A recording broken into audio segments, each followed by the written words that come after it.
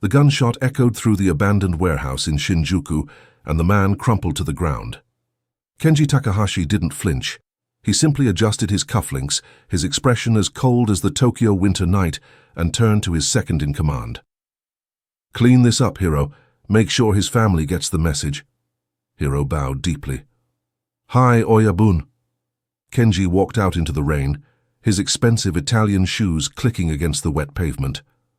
At 45, he had ruled the Takahashi Gumi clan for over 2 decades. In his world, loyalty was currency, and betrayal was paid for in blood. He had built an empire on fear and respect, and he had never questioned it, not once, until her. But that would come later. Right now, Kenji had no idea that his carefully constructed world was about to shatter because of a woman he hadn't even met yet. Across the city, Amara Okonkwo stood in front of her laptop, rehearsing her presentation for the 3rd time. Her small apartment in Nakano was cluttered with law books, research papers, and half-empty cups of coffee. At 26, she had fought hard to earn her place as an exchange student at the University of Tokyo, and she wasn't going to waste it. "Organized crime rehabilitation programs in Japan," she said to her reflection in the window. "The current system focuses on punishment, but what if we focused on reintegration?" Her phone buzzed. It was her mother calling from Lagos. "Amara, when are you coming home? Your father is asking about grandchildren again." Amara sighed. "Mama, I'm in the middle of my research. I can't think about marriage right now." "You can't think about marriage? You're 26. Your cousin Kioma just had her 2nd child." "Good for Kioma. I'll call you later, Mama. I love you." She hung up before her mother could protest further. Amara loved her family, but they didn't understand why she had come to Japan, why she was so determined to make a difference. She had seen too much corruption in Nigeria, too many systems that failed the people they were supposed to protect. She believed in justice, in the possibility of change, even when everyone told her she was naive. The next evening, Amara stayed late at the university library, working on her thesis. By the time she left, it was past 10, and the streets were quiet.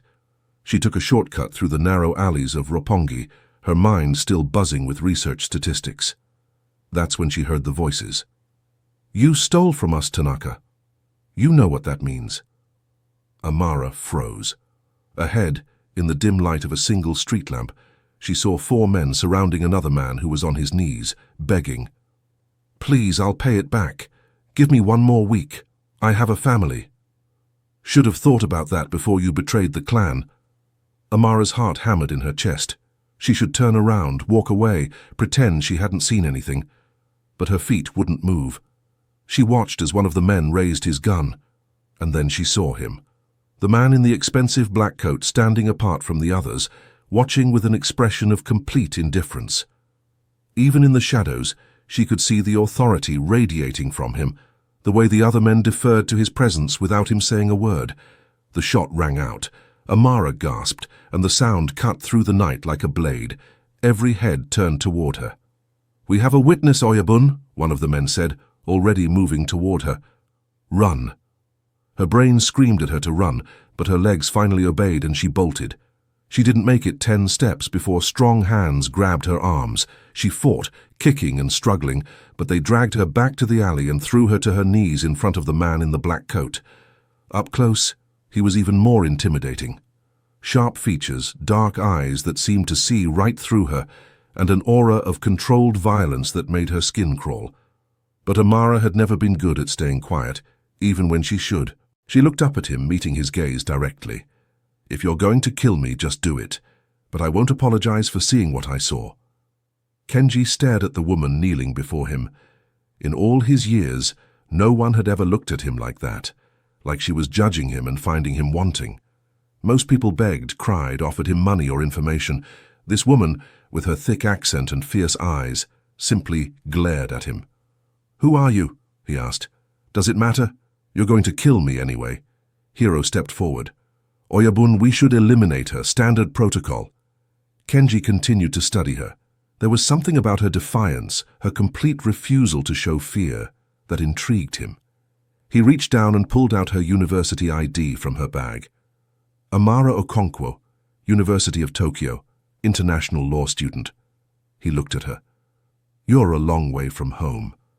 So are you, apparently, from any sense of humanity. One of his men moved to strike her, but Kenji held up his hand. Against every instinct, every rule he had lived by, he made a decision that would change everything. Let her go. Hiro's eyes widened. Oyabun, she's a witness. I said let her go, but Amara Okonkwo. He leaned down, his voice dropping to a deadly whisper. If you go to the police, if you speak about what you saw tonight, I will know. And next time, I won't be merciful. Do you understand? She held his gaze for a long moment, and Kenji felt something strange stir in his chest. Then she nodded once. I understand. His men released her, and she stood, gathering her scattered belongings with as much dignity as she could muster. She walked away without looking back, but Kenji couldn't take his eyes off her until she disappeared into the darkness. Follow her, he told Hiro. I want to know everything about her. Amara went straight to the police station. Her hands were still shaking as she told the officer at the desk what she had witnessed. He listened with a bored expression, barely writing anything down. And you said this happened in Roppongi. What were you doing in that area so late? That's not the point. I saw a murder. Did you get a clear look at the perpetrators? Yes, there were 4 men, and their leader, he was wearing a black coat. The officer's expression changed suddenly, hardening. I see. And did you happen to notice anything else? Any identifying marks? Tattoos? Amara hesitated. She had seen the edge of something on the man's wrist, intricate patterns that looked like they continued under his sleeve. Maybe. I'm not sure. The officer closed his notebook. Miss Okonkwo, my advice to you is to go home and forget what you saw. Tokyo can be dangerous for those who ask too many questions. Are you serious? You're a police officer. And you're a foreign student.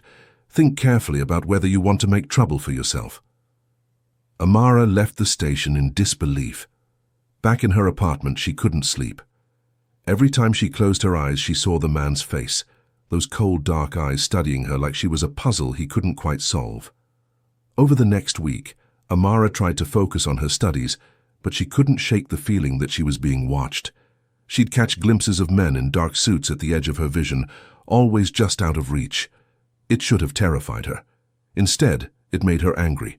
Meanwhile, Kenji received daily reports about Amara's activities. He learned that she volunteered at a refugee center, that she tutored immigrant children in Japanese, that she attended protests for labor rights. He learned that she was passionate, stubborn, and utterly fearless. He told himself he was just being cautious, making sure she wasn't going to be a problem.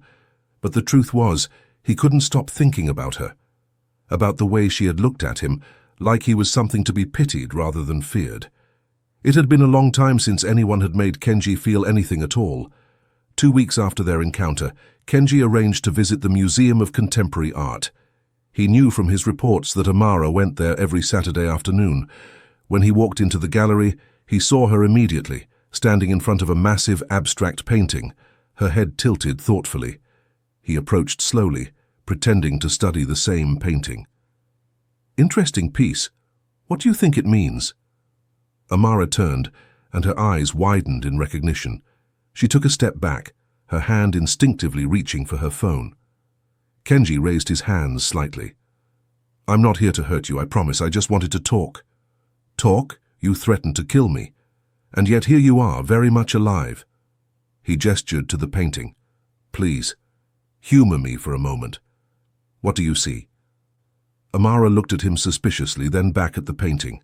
Chaos, violence. But there's structure underneath. Order trying to emerge from the disorder. Like the artist is saying that even in darkness there's a pattern, a purpose.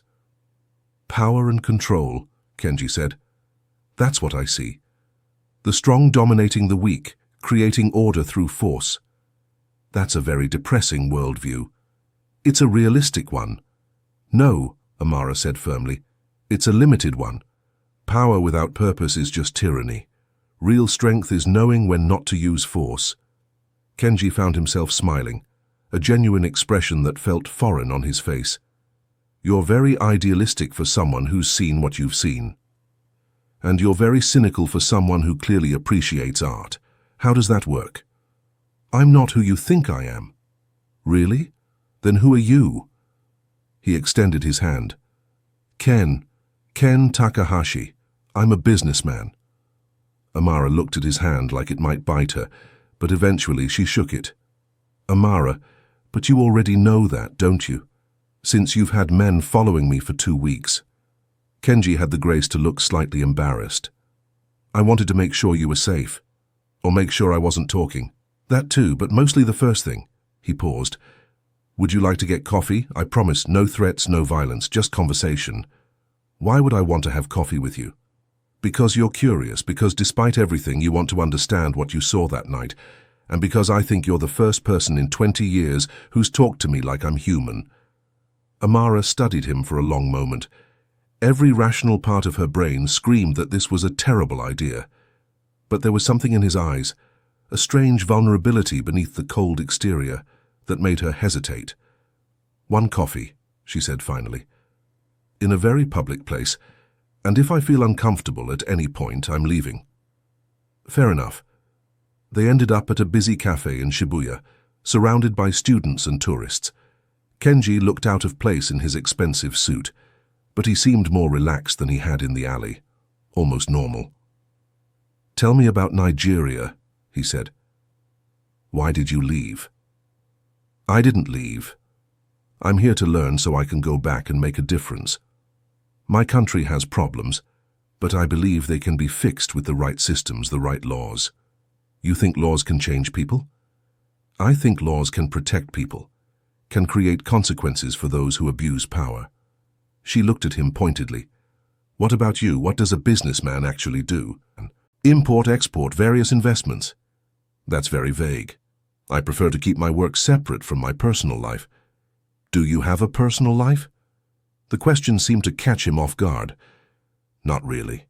My work demands complete dedication. That sounds lonely. It's necessary. They talked for hours, debating philosophy, justice, the nature of power and morality. Kenji found himself saying things he had never said to anyone, revealing small pieces of himself that he usually kept locked away. Amara challenged every assumption he had, pushing back against his cynicism, with a fierce optimism that should have annoyed him but instead fascinated him. When they finally left the cafe, the sun was setting, painting the sky in shades of orange and pink. Thank you, Kenji said. I haven't had a conversation like that in years. Don't thank me yet. I still think you're probably a terrible person. He laughed, a real laugh that surprised both of them. Probably. Can I see you again? Ken, I don't even know who you really are. Then let me show you. No more shadows, no more surveillance, just two people getting to know each other. Amara knew she should say no. Every instinct told her this man was dangerous, that getting involved with him would only bring trouble. But when she looked at him, she saw something beyond the cold businessman facade, something broken and searching. One more meeting, she said, but I'm choosing the place. Over the next month, Kenji and Amara met regularly. She took him to places he had never been, the small immigrant neighborhoods where different cultures collided, street food vendors, volunteer centers. He showed her Tokyo's hidden beauty, private gardens, exclusive art galleries, quiet temples where the city's noise faded away. With each meeting, Kenji felt his carefully constructed walls beginning to crumble. He found himself thinking about her constantly, about her laugh, the way she argued with such passion, the way she saw the world through such a hopeful lens. He started questioning things he had never questioned before, the violence, the fear, the emptiness of his existence. But he still hadn't told her the truth. One evening, they were walking through Ueno Park when it started to rain. Kenji pulled her under a tree and they stood close, sharing the limited shelter. Amara looked up at him, water droplets caught in her hair, and Kenji felt something break open inside his chest. He leaned down slowly, giving her time to pull away, but she didn't. Their lips met, soft and tentative, and for a moment Kenji forgot about everything else, the clan, his responsibilities, the blood on his hands. There was only her, only this. Then Amara pulled back, her eyes wide. Ken, I can't. I don't even know who you really are. Every time I ask about your past, about your work, You changed the subject. How can I trust you? Amara, no.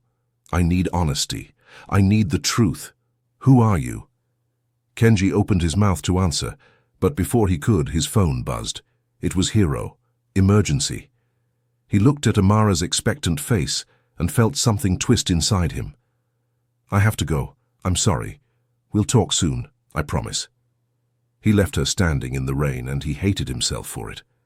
The next morning, Detective Sato knocked on Amara's door. She was a stern-looking woman in her 40s with sharp eyes that missed nothing. Miss Okonkwo? I'm Detective Sato. I'd like to talk to you about Ken Takahashi. Amara's stomach dropped. What about him?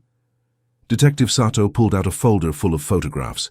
Crime scenes, surveillance photos, and there, in the center, was Ken.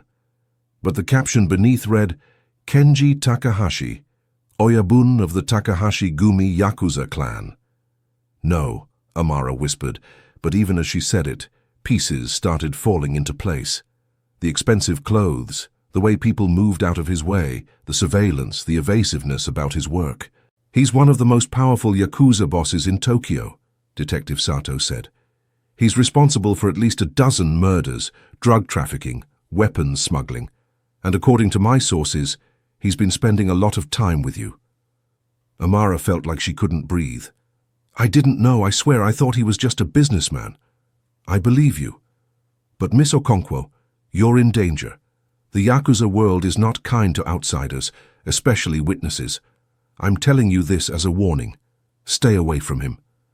After Detective Sato left, Amara sat in her apartment staring at the photographs. She felt betrayed, stupid, angry. She had started to care about him, had started to believe that beneath the cold exterior was someone worth knowing. But it had all been a lie. She thought about the man in the alley, the gunshot, the body crumpling to the ground. That was who Ken really was. Kenji, a murderer, a monster. Meanwhile, Kenji sat in his office staring at his phone. He wanted to call her to explain, but what could he say? That he had lied to her for weeks? That he was exactly the kind of person she dedicated her life to fighting against? Hiro entered without knocking. Oyabun, we have a problem. The Yamamoto clan knows about the girl. They're planning to use her to get to you. Kenji's blood ran cold. What? They see her as a weakness. They're going to take her, force you to negotiate, or worse. How long do we have? They're moving tonight. Kenji stood, his mind racing. He had been a fool to think he could have both lives, to think he could keep Amara separate from his world. But now she was in danger because of him, and he would burn the entire city down before he let anyone hurt her.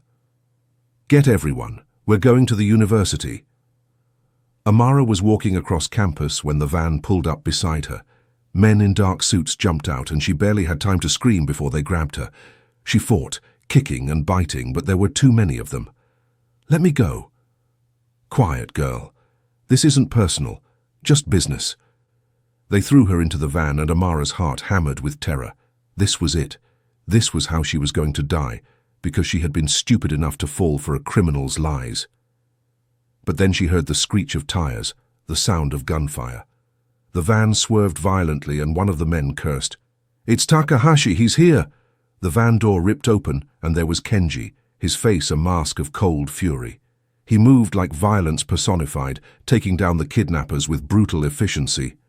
Amara had never seen anything like it. The way he fought, precise and deadly, every movement calculated.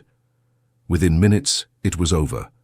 The Yamamoto clan members were on the ground, groaning or unconscious. Kenji reached for Amara, helping her out of the van. Are you hurt? She slapped him. Hard. Don't touch me. Don't you dare touch me. Amara, please. You lied to me. You're a murderer, a criminal. Everything we talked about, everything I felt, it was all based on lies. Not everything. What I felt for you, that was real. How can I believe anything you say? More cars were pulling up, Kenji's men surrounding them. Hiro approached cautiously. Oyabun, we need to go. The police will be here soon. Kenji ignored him, his eyes fixed on Amara. You want the truth? Fine. Yes, I'm Yakuza. Yes, I've killed people. I've done terrible things. Things that would make you hate me even more than you already do. I inherited this life when I was 18, when my father was murdered and I had to choose between dying or becoming what I am now. That doesn't excuse... I'm not asking for excuses. I'm telling you that meeting you changed something in me. For the first time in 27 years, I started questioning everything. You made me want to be different, to be better. And I know I don't deserve your forgiveness, but I need you to understand that what I feel for you is the only real thing in my entire life. Amara stared at him, tears streaming down her face. You're asking me to accept that you're a monster. No. I'm telling you that I'm a monster who loves you, and I will do whatever it takes to keep you safe, even if that means you hate me forever. Police sirens wailed in the distance. Kenji's men were getting nervous, but he didn't move. I have to go. But Amara, please, stay at my estate, just until this is over. The Yamamoto clan won't stop. They'll come for you again. I don't want your protection. Too bad. You're getting it anyway. Before she could protest, his men gently but firmly escorted her to one of the cars. She fought, but it was useless. Within minutes, she was being driven to Kenji's estate, a massive traditional compound in the hills outside Tokyo. The next few days were surreal. Amara was treated like an honored guest, given a beautiful room overlooking a Zen garden, served exquisite meals. But she was also a prisoner with guards at every door. She refused to speak to Kenji, refused to even look at him when he came to check on her. On the third day, he found her in the garden, staring at the koi pond. I've made arrangements, he said quietly. I'm going to dismantle the clan, turn evidence over to the police. All of it. Amara turned to look at him, shocked. What? It's the only way to end this, to keep you safe. The Yamamoto clan, the other families, they'll all fall, and I'll go to prison probably for the rest of my life. But you'll be safe. You'd destroy everything you've built? It's not built. It's a prison. I just never saw the bars until I met you. He stepped closer. You asked me once what I see in that painting, the one at the museum. I said power and control. But you were right. It was chaos searching for meaning, darkness looking for light. That's what I am. And you're the only light I've ever found. Kenji, I can't be your redemption. That's not fair to either of us. I'm not asking you to redeem me. I'm already damned. I'm just asking you to let me do this one good thing before I pay for all the bad. Amara felt tears burning in her eyes. I wanted to hate you. I tried so hard to hate you. You should hate me. But I don't. I see the man you could be, the man you want to be. And it breaks my heart that you wasted so much of your life in darkness. Then help me find the light, even if it's just for a moment. She reached out and took his hand, and Kenji felt something inside him finally break free. They stood in the garden, two people from completely different worlds, holding on to each other like lifelines. I'll wait for you, Amara said softly. Not for the Yakuza boss, not for Ken Takahashi the lie, but for Kenji, the man who chose to change. I'll wait for him. That could be years, decades. Then you'd better make sure you survive prison, because I'm not letting you off that easy. The next morning, Kenji walked into police headquarters with Hiro and 3 other lieutenants. He carried boxes of evidence, detailed records of every operation, every transaction, every crime that Takahashi Gumi had committed in 27 years. Detective Sato met them at the entrance, her eyes wide with disbelief. Kenji Takahashi, I never thought I'd see the day. Neither did I. I'm turning myself in. Complete cooperation in exchange for witness protection for Amara Okonkwo. That's not how this works. Make it work. The arrests that followed shook Tokyo's criminal underworld. Within a week, 4 major Yakuza clans had been decimated, their leaders behind bars, their operations shut down. The news called it the largest organized crime bust in Japanese history. Kenji was sentenced to 25 years in prison. During his trial, he never tried to defend himself, never made excuses. He simply accepted responsibility for everything he had done. Amara attended every day of the trial, sitting in the back of the courtroom watching the man she had somehow come to love accept the consequences of his choices. 6 months later, she sat across from him in the prison visiting room, separated by glass. Kenji looked thinner, tired, but there was something different in his eyes. Peace, maybe, or hope. "How are your classes?" he asked. "Good. I'm actually writing my thesis on rehabilitation programs in the Japanese prison system. I might have some inside information." He smiled. "I'm teaching an art class here for the inmates. It's strange, but I think I'm doing more good now than I ever did outside." "You are. I'm proud of you." They sat in silence for a moment, just looking at each other.